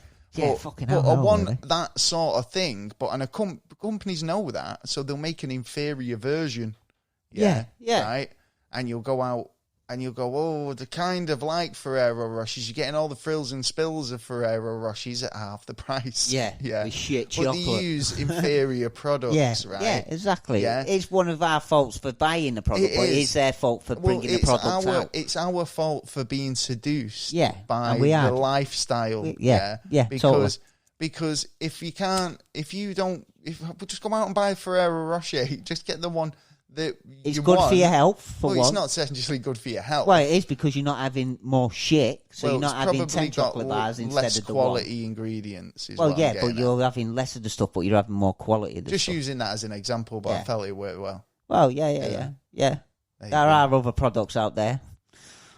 I think we're way over on the chocolate. I think we All right, what was your way too much chocolate as a kid like growing up? What was the chocolate that was like the daddy? The opulence. If you were going to go like I've just say Ferrero Rocher's the ambassador's reception. If you were talking opulence, marketed on the TV as a kid, and you were looking at that going, oh, they look a bit posh. Bit Black Magic. Yeah, man, bit Black Magic. What's that one that goes through the fucking window like James Bond? Milk Tray. Milk Tray, a bit of Milk Tray, yeah. But do you not think they're just a bit commercial chocolate? Do you know what a bit they're basically would you say they saying were like a chocolate bar, but you're paying 3 times the amount for less chocolate in a fancy box. Oh, of course, yeah, because it's delivered by a man on a rope. If you're lucky. Yeah. Usually a woman behind the desk going, "Here, I love it. Oh, you got a date tonight or something." And followed by a shirtless man opening a Diet Coke. Well, whatever takes your fancy, son. Well, right. So I always thought, like, let's say Ferrero Rochers, but then after eights. You know what? Because that implies that you're having a dinner party. Yeah, don't show no after eights in front of me. I'm fucking taking a lot, mate. I feel sick, but I'm fucking having a lot. If you don't know what an after eight is, it's if you've ever seen Meaning of Life, and he's like Mr. Crabtree. No, is that what he's called? I don't know. I'm getting an orgasm just. Well, he was like that, going, just a one wafer thin mint. Yes. Just a one wafer thin mint. Yeah, it's like it's like when you go and have a meal and you bring your chocolate and it's like chocolate after your meal. Nice mint, some wafer thin mint. Yeah, with chocolate all around it. And after eight, mint and chocolate. Oh, mint, man. All right. Brilliant. Well, we've got some NASA news. Good for your stomach as well, mint. After all that excitement. Yeah. Ooh, NASA space news from the depths of space and beyond. UFO sightings. Yeah. How much do you think they're up? In terms of percentage, I'd say about 5 at the minute. Up 5%. Yeah. Do you want to? I'd be surprised if it's higher. Do you want to? In fact, I'll go one further. Right.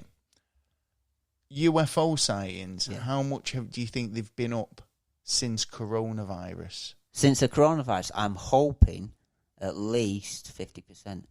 You would be right. 50% during coronavirus lockdown. That was a shot in the dark. Chris Ruvosky, a researcher who studies unidentified flying objects or UFOs, said UFO sightings across Canada have increased over 50% during the country's lockdown. Because more people have got the chance to look up and rest and just chill out. Well, but he does this for a living anyway. So he's always looking. Rzuski tracks reports UFOs, reports of UFOs, and over the cities, and then organises them. Canada's government sources and social media networks. So he looks after them. He said that in 2019 there were 849 UFO reports in Canada. But however, the numbers in Canada between March and August was 50% higher than the amount of reports last year during the same period. Most cases are just ordinary mistakes of misidentification. Yeah, I can believe that. But this year, there was about 3% that remained unidentified and unexplained, considering there was no fucking planes in the sky. Well, they say there's no planes. Well, there wasn't, but there was a lot less. Yeah. So most times when you could always put it down to a plane, this time there was a period of time where all of a sudden skies are clear. Yeah. So if there's something in the sky, it's going to be even less of a chance it's going to be a plane. Do you know what I mean? Totally, because, and then you can charter planes. You can go on Track My Plane app and see what's flying above you, and it might say fuck all. Yeah, so therefore you can rule planes out. So, anyway, most cases are just ordering mistakes, like say, but this year we said 3% remain unexplained. Didn't seem to be any airplanes, stars, fireballs, all those types of things. You can be ruled out. But he said the increase in reports during lockdown have been quite amazing. Yeah, I mean... as well, these objects don't appear on radar, so... Yeah, there's a lot that don't seem to appear on radar, but you can see it in infrared. That's why I need to go out and get some infrared glasses, man. Because you'll see, there's more chance of some seeing... goggles on. Yeah, man, get on the top of the hill near me, have a little peepee around, see if we're being invaded or not. Look, I'm not saying it's aliens, Yeah. But it's aliens. It might be. You never know. Well, I don't know the answers to all the questions. Have you got any spacey NASA news this week? No. No? Oh, yes. Yeah, they've been a bit slack, haven't they, this week? Well, ex-Navy pilot, he's basically started talking about UFO sightings. Yeah.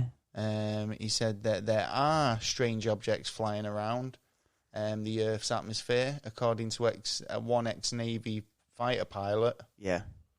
Yeah, but that seems to be the thing that seems to be coming out more and more and more, is ex-pilots are coming out and saying, the government now or the Air Force are saying... they don't have the career to worry about now. And then it's they just go, well, I don't want to have to die on my deathbed knowing that I saw something that, But that is true, but... It's like, didn't we talk about astronauts and how...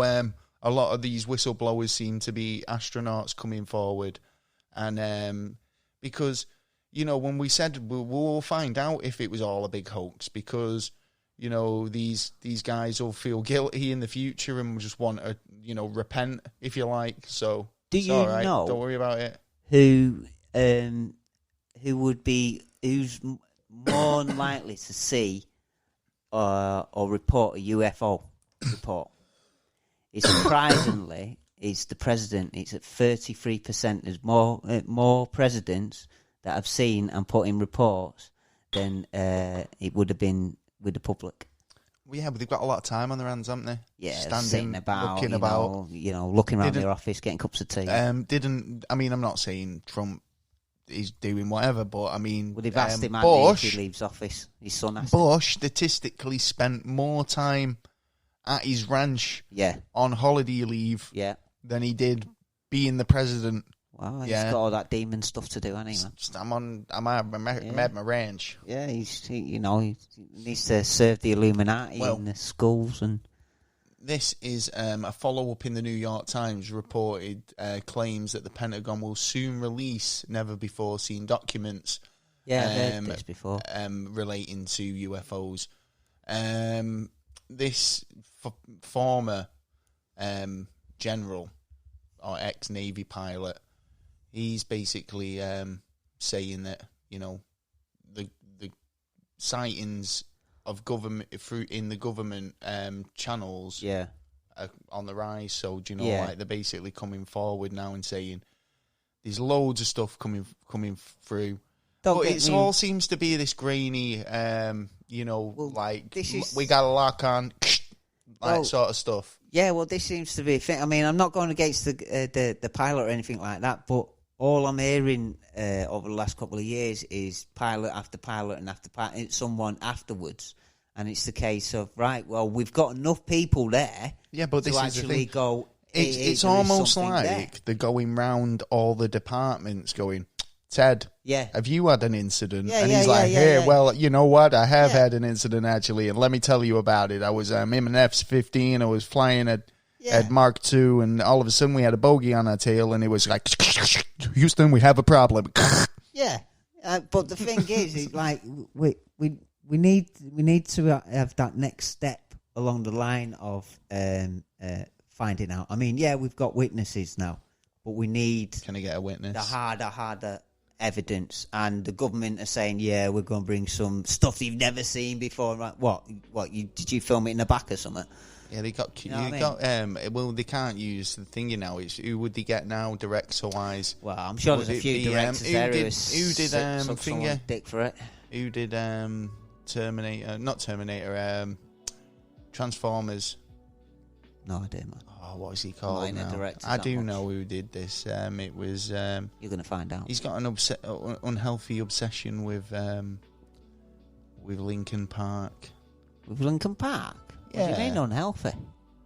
Well, he's used every finger. Every movie, Transformers movie had Linkin Park. Yeah. That's true. It's the sound. Yeah, but that's like Iron Man. That's the sound of Transformers. Iron Man had a soundtrack of AC/DC because he was Iron Man. That was the song they did. Yeah, but they did one song about it, but like they used the other songs with it. They didn't mix or match, any other songs to say that I'm an Iron Man. I'm sure there was a few more tunes out there that said like Iron Man or made the perception of the Iron Man. Well, don't get off your high horse about I'm not my high horse. I'm just, I'm just saying, All right. I have my opinions, and like you fucking take it. Michael Bay. Yeah. Oh right, still don't know who the fella is. Well, he does a lot of movies. Oh right, okay. You know what I mean. Anyway, let's moving on. I've just lost a story. Oh no! I'm always doing that. Oh, what are you doing? I found it. Oh, it's all right. Don't worry. Sweating my ass off then. I nearly found it. You nearly found it. I nearly found it. You lost it again. What's wrong with you? Find it, lose it. What? Right, NASA news. Carrying on with the NASA news. Right. Okay. So, Japan. Did you hear about this? Firstly, right? Yeah. Dancing robots. Dancing robots replace fans at Japanese basketball game. Oh, what? Due to Corona. Oh, right. So, okay. Tokyo is, want to get the sports back on, and rather than, bring people into the stadiums, they've got dancing robots set up all around the stadium, which kind of look like, I don't know. They look weird. Have you seen Buck Rogers? Yeah, the little mini. Me. Yeah, was he Mini? You called him or something. Well, the stadium's basically got no fans in it due to coronavirus, and they've put all these dancing robots 3 foot apart, one row all around the stadium. The Fukushima SoftBank Hawks have come up with this. So that's the Fukushima SoftBank Hawks basketball team. So before their most recent professional basketball game against the Rushton Eagles on Tuesday, over 20 robots were put in place. All did a bit of a dance, did a fight song on the podium, and where everywhere else was empty, in the stands, filled it up a bit. Filled it up? Yeah, they had 2 different robots, including SoftBank's humanoid robot, and which is called Pepper, and the other 4-legged, dog sort of robot. And they did a bit of a dance, pretended they were fans. The stadium actually is 40,000 capacity at the Fukidama Dome. My opinion, a waste of money. Waste of money, I thought. Can't let me pronounce this. What? Fukuoka Dome. Fukuoka Dome. Yeah, some of the robots were Hawks caps, wore Hawks caps and waved flags to support their team. Right. So, what do you think of that? I feel like it's a waste of money, I think Skynet springs to mind. Skynet? Yeah, right. Robot uprising. They're taking all they're taking all our jobs. They're taking all our jobs. They're taking all the good seats at the sporting events. Well, I was saying before, I wanted that we've got to watch at home while they get to go live. Yeah, and most jobs at the minute is driving around, and it was only a couple of years ago where they were saying there's 8 million people who are going to lose their jobs in England because of drivable cars. Well, this is the thing. It's almost like with this coronavirus, it's almost like a stepping stone into that sort of world because you've got to go, we've got to rely on social distancing measures, which means we've got to rely on more technology. Automation. Yeah. So that we had problems with technology today on we did, stuff. Didn't we? We've had a bit of technology. I've had some mad problems with technology today. Yeah, and then we couldn't order Uber Eats. Yeah. It's what the fuck's going on? You couldn't press the button. Then that got fucking wrong, wasn't it? It was Yeah, so... Have I got any more news? I think that's it for my NASA news. Have you got anything else you want to talk about? No, let's sugarcoat it.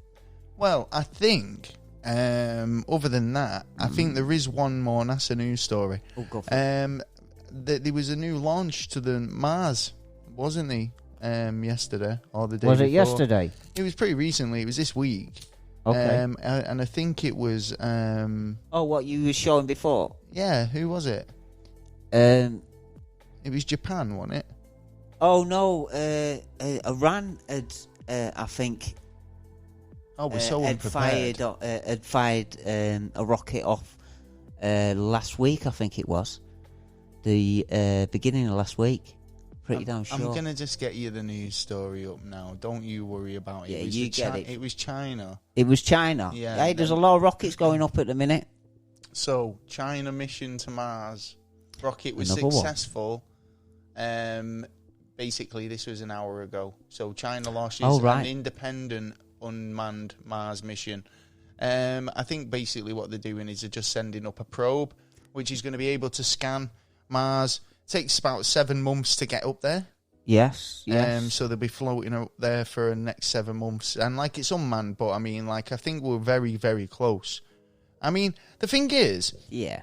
How is it that they say, we can send manned, but we need to stop off at the moon first to refuel and all the rest of it and reposition ourselves, but you can send an unmanned craft, no problem, and manage to get it into the orbit. Well, I wouldn't say it was no problem. It's not like, it's not exactly like it needs to... It needs to be calculated and of course it does, and I'm not saying it doesn't, but what I'm getting at is they make it out as though, a stop-off at the moon is an essential thing. I think it is, because if there are any issues between here. Oh, obviously, it's like and having there, a service it stops station. all the issues. Yeah, The moon is gonna literally be an intergalactic services. yeah, basically, yeah. It's You'll going be to able to get yeah. a really overpriced cheese sandwich. Yeah, cup of nasty coffee. yeah, made from space stuff. And you know, but then there's like other issues with the moon because of the space stuff. Because when the astronauts come back, I think the darker bits of the moon, it is very fine dust, and it actually cut in the material. It cut right into the material, and it actually give major issues. So that's why they didn't end up landing back in the same rough area. Bicycle clips. Yeah, I'd say That's so. what they need. Maybe a bit of blue tack or. So I mean, the tape. space race. I mean, it kind of seems. Obviously, there's tensions Massive with bit, China at the moment. Yeah. So do you think Tensions all over. China? I mean, was this kind of? I didn't even know China had anything planned, and all of a sudden it's like moon landing. Yeah, they won't tell us Mars shit, man. landing. They won't tell us all the details on the corona. Why Now, are they going to tell us this? We've mentioned this over previous weeks as well. I mean, the space race now, which is it's a massive, real space race. I mean, back in terms of back in the 60s, it was all about landing on the moon, the first and the quickest. Yeah. Now it's about dominance. It's about getting up to space and staying there. That's and it. being It's domination. That's what who it's can domination kind time. of. Who's getting the whip and who's getting whipped? Like I think we mentioned this last week. It's about resources as well. So if they can get to the moon, whoever controls those resources and is able to make, CO2 and nitrogen and utilize those elements, then. But then again, they've got the gateway to the universe. Well, as we said last week, Hitler's mob might be sat there dealing with all the stuff, and the white hats have walked in and gone, "Kick you out." Right, we're taking charge. Yeah, you never know. Oh God, it's something to think about, isn't it? It's a bit perplexing. Well, there you go. Hope you've enjoyed the show this week. Yeah. Have I got anything else to talk about? Oh, I have actually. You have. Get talking, boy. Get talking. Well, we've got a featured podcast this week. Well, this month. Featured podcast, Lady Justice. Yeah, Lady Justice. It's a weekly true crime podcast. Yeah. That takes a look at the fascinating cases, both past and present. And I think we've got a promo here. So, here you go. Hello, my lovelies. My name is Chantel, and I'm the host over at Lady Justice True Crime.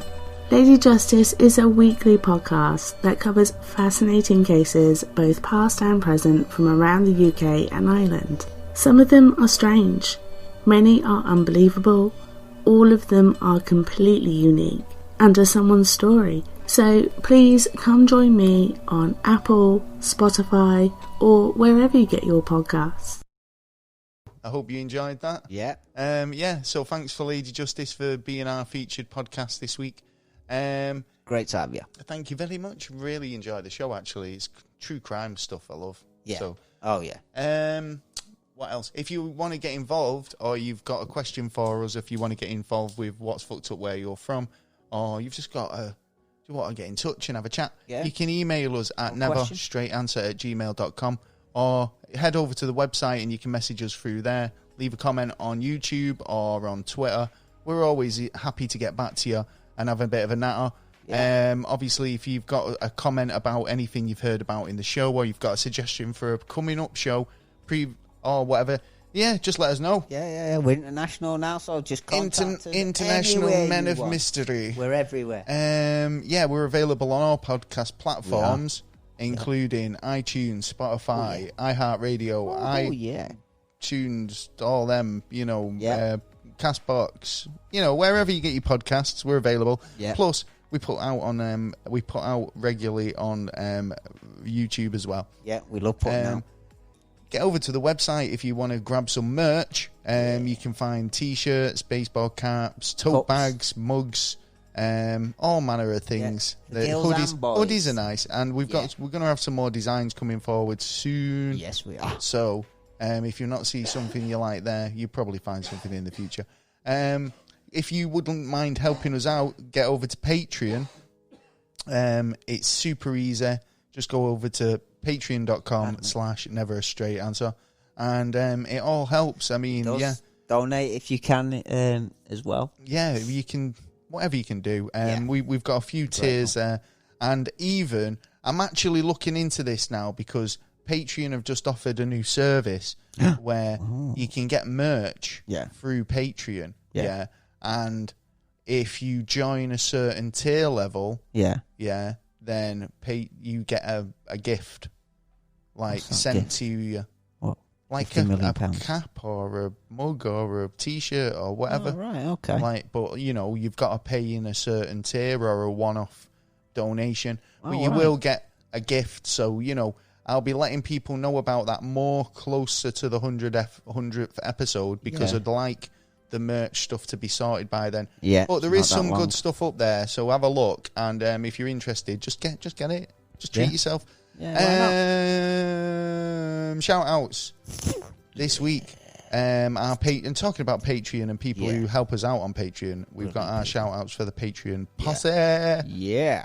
Which is big shout out to Big J. Yes, Jay. Big shout out to Jesse G. Yes, Jesse. Thank you so much for your support. Big shout out to Dunk Dunk. Dunk Dunk. And a massive whopping shout out to Swoosh. Yes, Swoosh. Walking his dog. Walking his dog. Yeah, he loves walking his dog. And got some hollers. Yeah. Holla, holla. Holla, holla, holla. For Tennish Podcast. Yes, thanks Tennish. for just being there, coming up to their 100th episode as well. Yeah. Big shout out to, let me get me, I do get prepared sometimes, honestly. You do. Do. You're just like, you're just not prepared at the minute. Just give me a chance. All right, I'll give you a chance. Right. Well, with these shout outs worth waiting for, Yeah, what I mean? that's true. That's true.